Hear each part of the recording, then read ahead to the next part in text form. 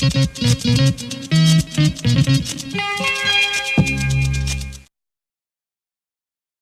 mais bien entendu, je veux dire, c'est vraiment endormir les gens, quoi. Pierre, je voulais revenir un peu sur votre blog. Vous l'avez créé en 2008, ce blog. On en discutait tout à l'heure, quasiment 1 million de visiteurs pour un blog, c'est énorme, ça veut dire s'il y a vraiment un intérêt pour cette question. Vous l'avez créé, ce blog, à la suite du scandale Jérôme Kerviel. Absolument. Oui, parce que nous tous ici, on a appris d'un coup, on a entendu le patron de la Société Générale qui hurlait à la mort, Daniel Bouton, hein, comme il disait, son cerveau n'était pas une ferme nucléaire, c'est ce qu'il disait. Ouais. Et donc il hurlait à la mort en disant il nous a pris 4 milliards, on a perdu 4 milliards, donc quasiment 5. Ouais. Et je veux dire, le banquier, vous êtes à découvert de 70 €, mais ils vont vous appeler, vous êtes bombardé de mails, de trucs. Et là, ils perdent 5 milliards, ces crétins, et ils s'en rendent même pas compte. BFM, par exemple, vous regardez là, aujourd'hui, la bourse s'est reprise, elle a progressé de 0,2, etc. Mais le jour où elle a progressé, où elle est tombée de moins 777 points, comme par hasard, en France, le Figaro, etc., ils ont pas trop insisté dessus. Hein. Ouais, c'est pas ça, et je vais vous dire une chose.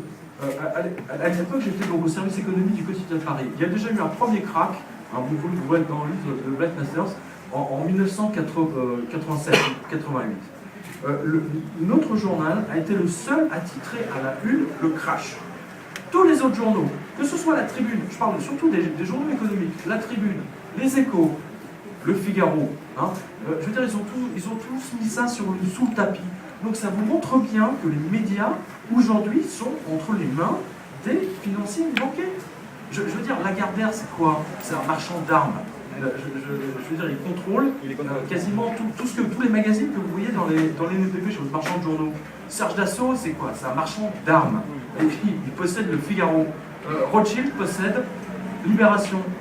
Je veux dire, est-ce qu'il y a un patron de presse libre dans ce pays? Non. Le cours de l'or, c'est le canari dans la mine. Alors vous savez ce que ça veut dire? C'est les Lorrains, en fait, ils descendaient un canari dans la mine, et lorsqu'il y avait des gaz toxiques, le canari était le premier à mourir. Donc quand ils voyaient que le canari était mouru, c'est comme ça, hein, eh bien, ils prenaient tous la poudre d'escampette, ils remontaient à toute vitesse. Hein. C'est pour ça, c'est une métaphore, mais c'est une métaphore très forte. Or, qu'est-ce que vous observez en ce moment? L'or est en train de battre des records phénoménaux depuis 3 mois. Attendez, le dollar a perdu 17% de sa valeur en l'espace depuis le mois de janvier. Donc c'est l'argent, le cours de l'argent métal, n'en parlons même pas, vous n'en entendez jamais parler sur BFM. Ils ne vous parlent jamais du cours de l'argent. La pièce de 50 € en argent qu'on nous donnait à nos premières communions, etc., quand on était petits, il y a 3 ans, je l'ai acheté 9 €. Aujourd'hui, elle est à 30. Il y a un problème. Il y a un grave problème. Et le mois d'octobre sera celui où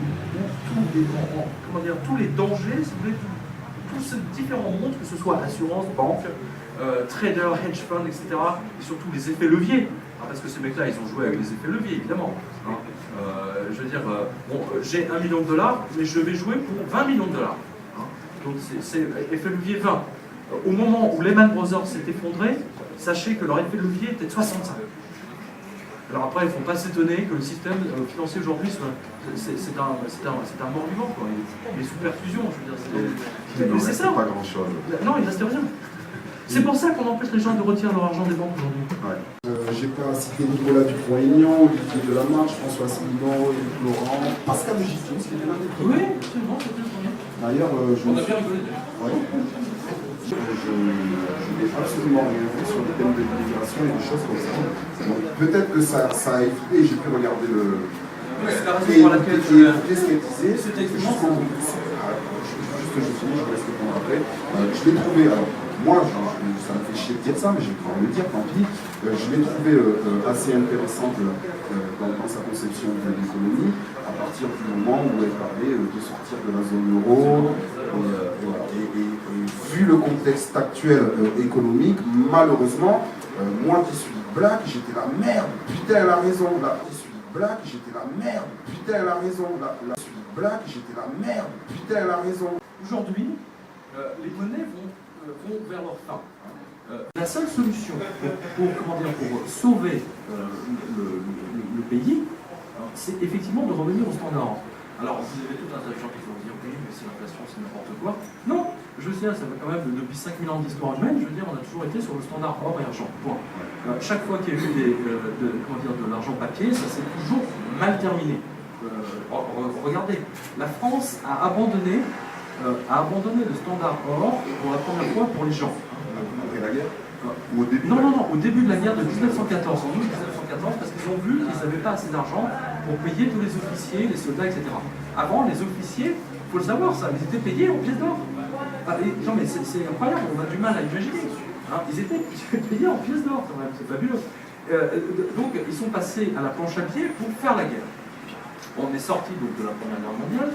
Il y a eu dans la foulée, il y a quasiment Weimar, entre-temps, tout le monde connaît. Les Allemands prenaient des brouettes de billets de banque pour aller juste acheter du pain. Donc on a vécu, et c'est là où on a vécu justement à cause de la monnaie papier, de l'effondrement de la monnaie papier. On a vu la montée de tous les extrêmes. C'est là où vous avez eu des Mussolini, des Franco, etc., et Hitler notamment, qui sont montés en puissance. C'était dans les années 30, c'était typiquement après la crise de 1929.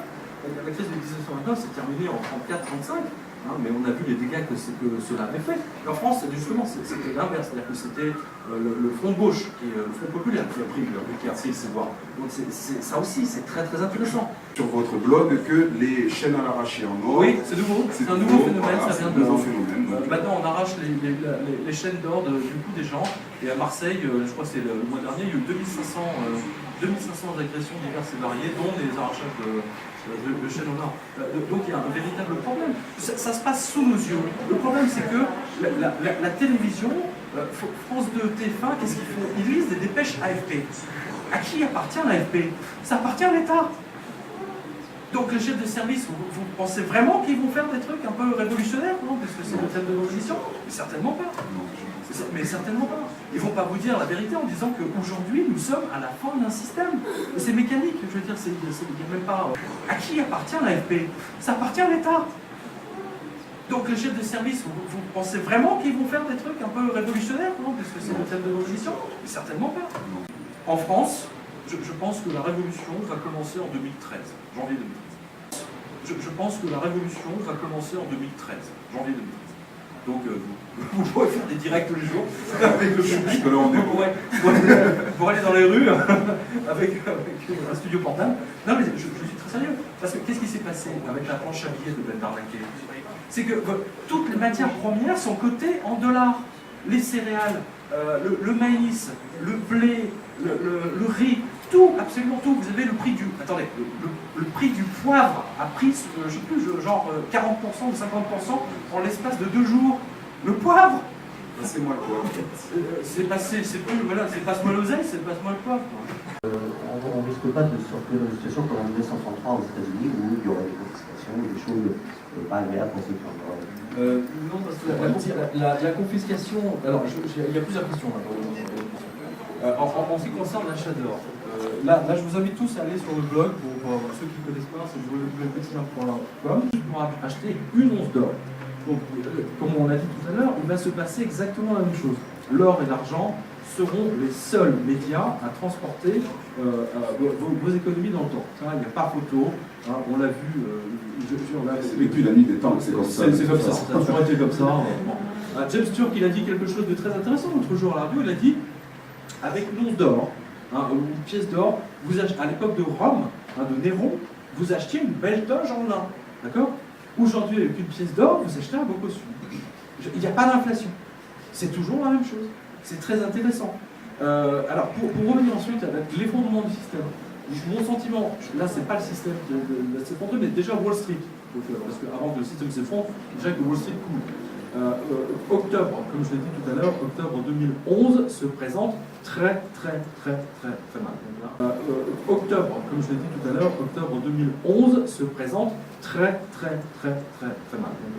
C'est prudence totale, alerte rouge, casque, tenue de baisser, tout ce que vous voulez. Non mais il faut être prêt vendez des actions, machin, etc. Mais il n'y a rien à ce moment-là, hein, sauf éventuellement des mines. Mais il n'y a rien à ce moment-là, hein, sauf éventuellement des mines. Rien à ce moment-là, hein, sauf éventuellement des mines.